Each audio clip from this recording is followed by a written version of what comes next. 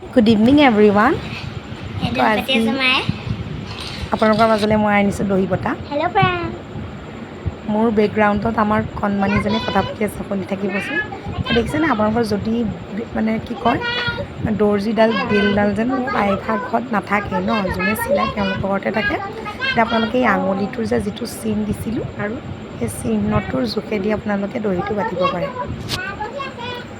মই দহি দুটা ষ্টাইলত গুঠিছোঁ। এটা দেখিছেনে এনেকৈ গাঁঠি লৈছোঁ। গাঁঠি লৈ পিনে আপোনালোকৰ যিমানটো জোখৰ দহি আপোনালোকে গুঠিব বিচাৰে, যিমানটো জোখত মানে দীঘল কৰোঁ বুলি ক'লে দীঘল, চুটি কৰোঁ বুলি ক'লে চুটি কৰি ল'ব পাৰে।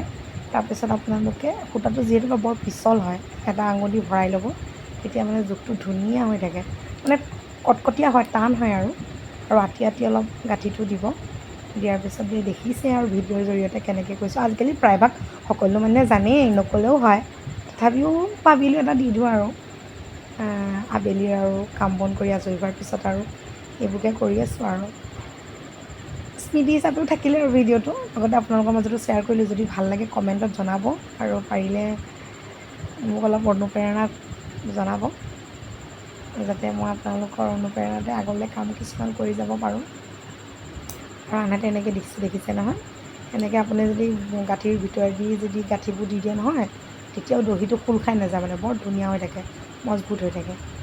আৰু যদি ভিডিঅ'টো চাই ভাল লাগে আপোনালোকে কমেণ্ট এটা কৰি জনাব। আজিলৈ ইমানেই, বাই।